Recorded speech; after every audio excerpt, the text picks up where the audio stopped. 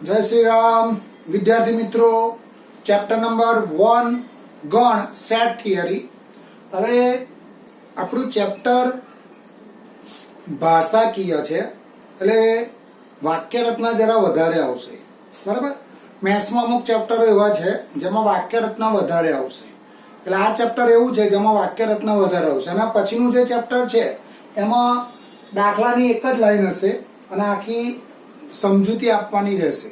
એટલે આ ચેપ્ટરમાં ભાષાકીય વસ્તુ વધારે છે, એટલે તમારે જ્યારે ભણો ત્યારે ચોપડી લઈને બેસવાનું, ખાસ રકમ એમાંથી લખી કાઢવાની, આ નંબર જોઈને રકમ એમાંથી તમારે લખવાની અને હું જોડે જોડે તમને ફોટોકોપી પણ મોકલું છું। ઓકે, ચલો આગળ વધીએ। 1.4 નો દાખલા નંબર 12। નીચેના વિધાનો સત્ય છે કે असत्य ते जणावो। विधानो साचा छे के खोटा ए चेक करवानो, तमारा जवाबनी यथार्थता चकासो। चलो एमां पहेલું છે આપણે વિધાન સાચું છે કે ખોટું એ ચેક કરવાનું। હવે કાલે એક વ્યાખ્યા હતી પરસ્પર અલગ ગણ, તો પરસ્પર અલગ ગણ तो परस्पर अलग गण એટલે શું થાય? જો ધારો કે આ a છેદ b છે, આ a છે અને આ b છે, તો આ બંને ગણ માટે જો a છેદ b બરાબર 5 થાય તો a અને b ને શું કહેવાય? પરસ્પર અલગ ગણ કહેવાય। એટલે a અને b માં કોઈ કોમન ઘટક હોવો જોઈએ નહીં। ચલો અહીંયા આવું આપેલું છે 1 3 5 2 3 4 5 2 3 4 5 અને 3 6 પરસ્પર અલગ ગણ છે, પરસ્પર અલગ ગણ છે। ચલો આ વિધાન સાચું છે કે ખોટું એ ચેક કરવાનું। તો અહીંયા જો આ 3 એ બંનેમાં છે, એટલે આ બંનેનો સામાન્ય ઘટક શું છે? 3। તો આને આપણે a કહીએ અને આને b કહીએ તો a છેદ b બરાબર 3 થશે। જો અલગ ગણ હોય તો શું થાય? 5। એટલે આપેલ વિધાન શું છે? અસત્ય છે। એટલે આપેલ વિધાન અસત્ય છે। ચલો પછી સેકન્ડ માં આવશે a e i o u અને a b c d અને a b c d પરસ્પર અલગ ગણ છે।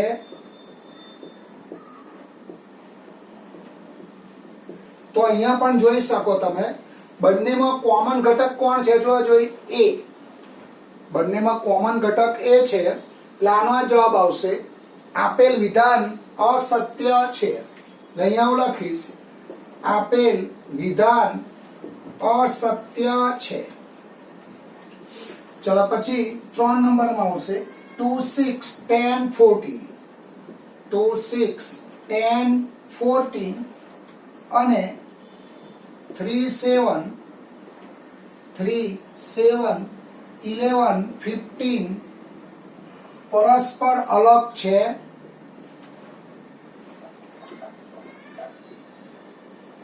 તો અહીંયા જો પરસ્પર અલગ ગણ છે તો આ બંનેમાં કોઈ કોમન ઘટક નથી। જો 2 6 10 4 આને અને આનો આ બંનેનો છેદગણ કરશો તો છેદગણ શું થશે? 5। એટલે આપેલ વિધાન સત્ય છે, ટૂંકમાં બંને ગણ કેવા છે? અલગ ગણ છે। એટલે અહીંયા હું લખીશ આપેલ વિધાન સત્ય છે। ચલો પછી 4 નંબરમાં આવશે 2 6 0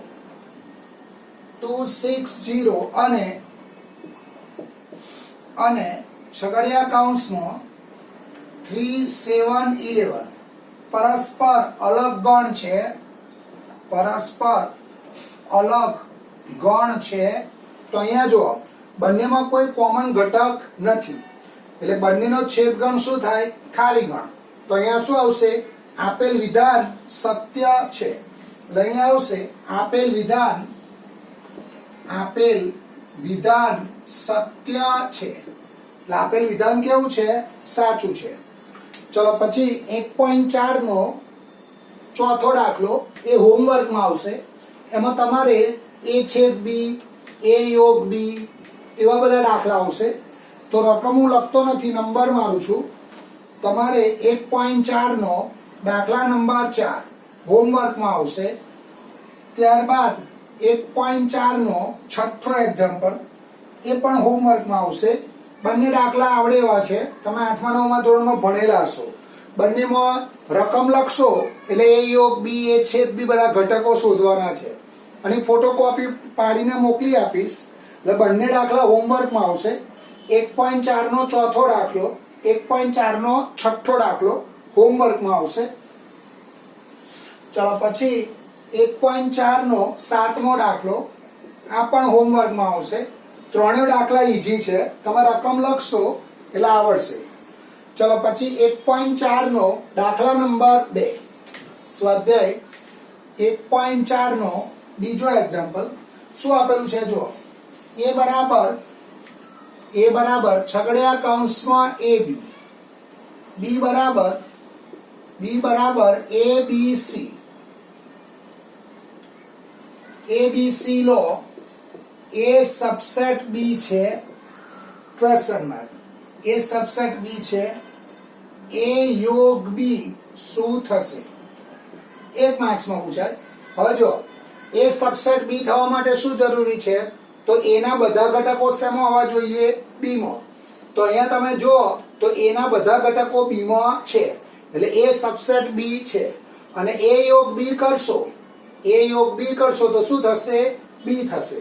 તો જવાબ લખીશું a સબસેટ b છે અને a યોગ b બરાબર ab યોગ છગડિયા કૌંસમાં abc.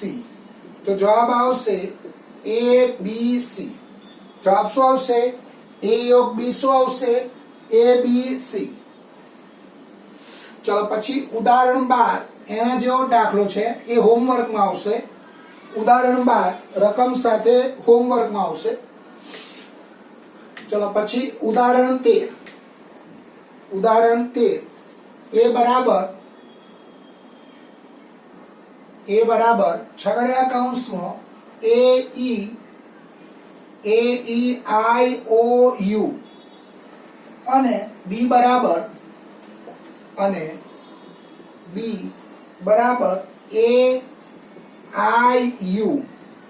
AIU છે. તો બતાવો કે a યોગ b બરાબર a, a યોગ b બરાબર a. હવે તમે જોઈ શકો તો અહીંયા a યોગ b, પેલા a અને b આપેલા છે લખીશું. અહીં a બરાબર AEIOU, b બરાબર AIU. હવે a યોગ b કરો તો a યોગ b કરશો તો બંનેમાં આવું આવશે AEIOU. તો આ પાછો ને પાછો શું થઈ જશે? ગણ a. માટે a યોગ b બરાબર a. જવાબ શું આવશે? a યોગ b બરાબર a.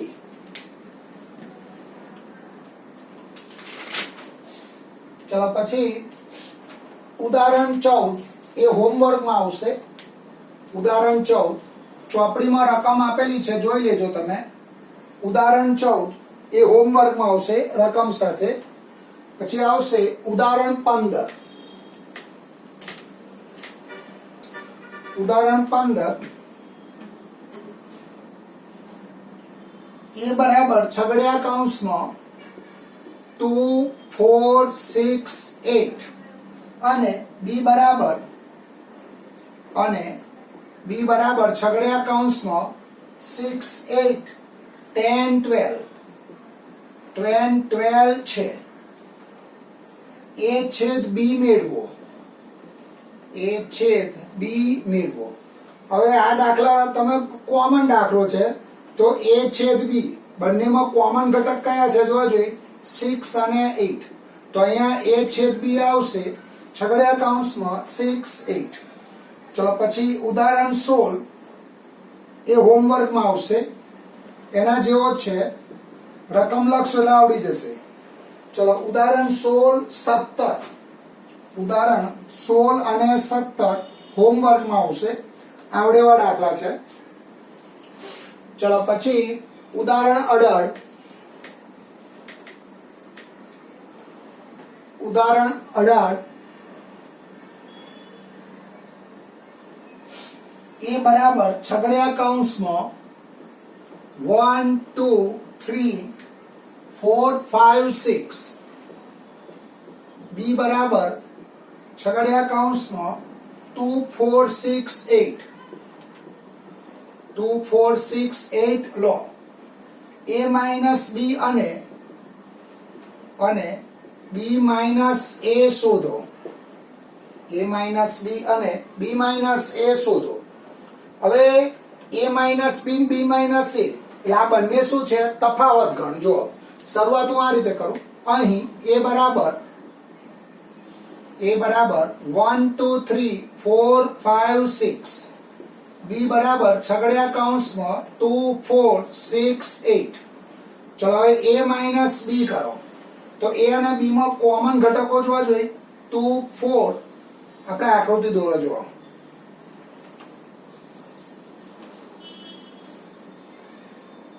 તફાવત ગણનો અર્થ શું થાય? a માં હોય પણ b માં ન હોય, a માં હોય પણ b માં ન હોય તેવા તમામ ઘટકોથી બનતા ગણને a તથા b નો તફાવત ગણ કહે છે. ચલો બંનેમાં કોમન ઘટક કયા છે? 2 અને 4. તો અહીંયા હું લખીશ 2 4. તો બાકીના કયા ઘટક રહ્યા? 1 3 5 6, 1 3 5 6. અને અહીંયા આવશે,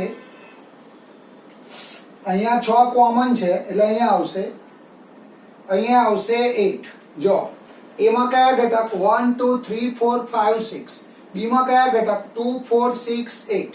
હવે તફાવત ગણ એટલે a અને b નો તફાવત ગણ એટલે 1 3 5 a માં છે પણ b માં નથી. એટલે આટલો ભાગ જે છે તમારો, આ જે ભાગ છે એ a માઇનસ b આવશે, અને આ જે લીટીવાળો ભાગ છે એ તમારો b માઇનસ a આવશે. તો a માઇનસ b, તો 1 3 5 a માં છે પણ 1 3 5 b માં નથી. તો a માઇનસ b શું આવશે? 1 3 5.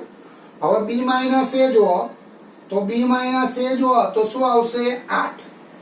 બરાબર? તો a માઇનસ b આવશે 1 3 5, b માઇનસ a આવશે 8. ચલો પછી ઉદાહરણ 19,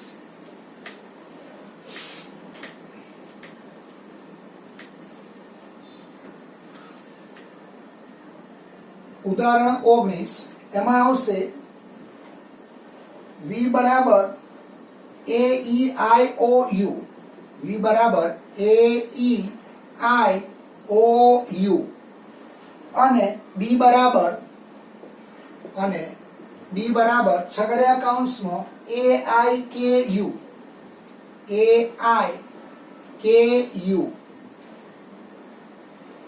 છે.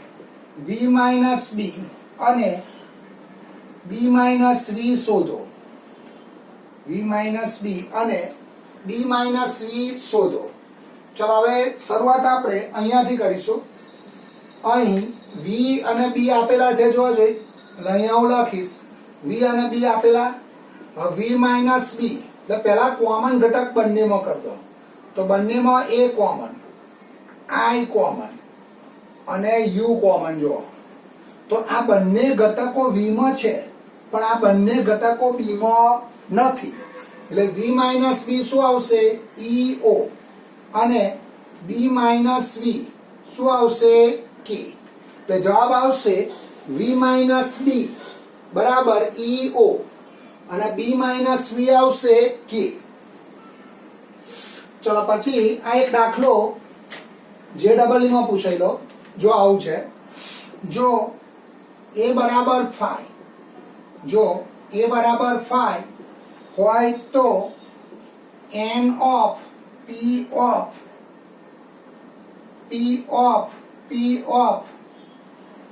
પી ઓફ 5 આ અહીંયા પૂરો, આ અહીંયા પૂરો, આ અહીંયા પૂરો અને આ અહીંયા પૂરો, બરાબર ખાલી જગ્યા.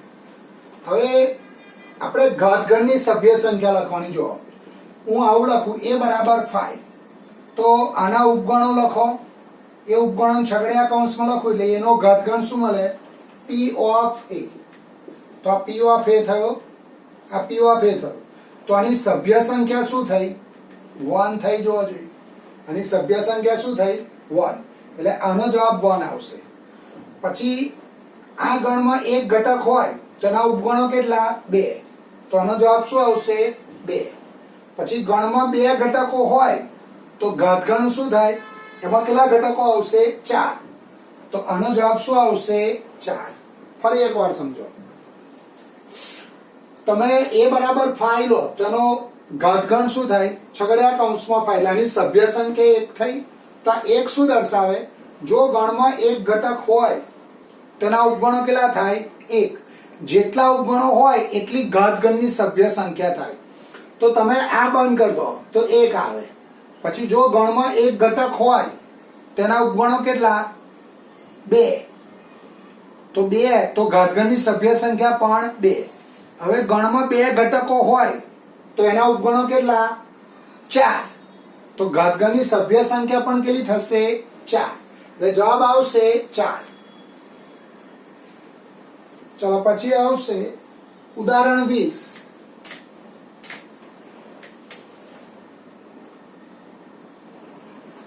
ઉદાહરણ 20 આવશે u બરાબર છગડીયા કૌંસમાં 1 2 3 4 5 6 7 8 9 10 અને a બરાબર છગડીયા કૌંસમાં 1 3 5 7 9 5 7 9. તો a ડેશ શોધો.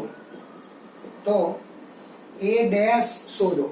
હવે a ડેશ એટલે ખરેખર આવું લખાય, u માં હોય પણ a માં ન હોય તો શેમાં હોય? એના ડેશમાં. તો a ડેશ એટલે બંનેમાં કોમન ઘટક કયા જોવા જોઈએ? 1 3 5 7 અને 9. તો જવાબ શું આવશે? 2 4 6 8 અને 10. તો a ડેશ શું આવશે?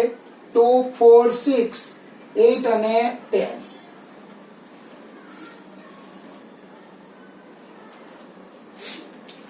ચલો પછી ઉદાહરણ 22 એ હોમવર્કમાં આવશે. ચોપડીને જોઈને વ્યવસ્થિત ગણી કાઢજો. ઉદાહરણ 22 એ હોમવર્કમાં આવશે. ચલો પછી 1.5 નો દાખલા નંબર 7. 1.5 નો 7મો એક્ઝામ્પલ. એમાં આવું આપેલું છે, નીચેના વિધાનો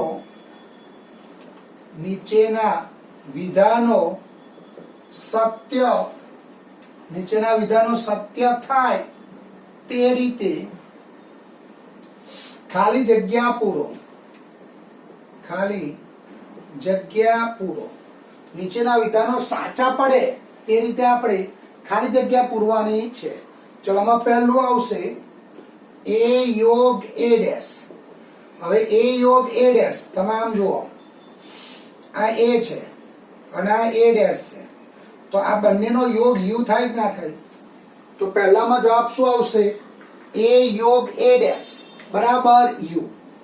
ચલો પછી સેકન્ડ આવશે 5 ડેશ છેદ a. હવે 5 ડેશ એટલે u થાય, u છેદ a. તો આ બંનેમાં નાનો કોણ? a. તો જવાબ આવશે a. પછી 3 નંબરમાં આવશે 1 છેદ a ડેશ. હવે તમે આમ જો આકૃતિમાં આ a છે તો આ a ડેશ થાય. તો બંનેનો છેદગણ શું થાય? ખાલી ગણ. એટલે a છેદ a ડેશ શું થશે? 5. અને 4 નંબરમાં આવશે u ડેશ છેદ a. ચલો u નો ડેશ એટલે 5 થાય. તો 5 છેદ a. તો બંનેમાં નાના એટલે કોમન શું આવશે? 5. એટલે જવાબ આવશે 5.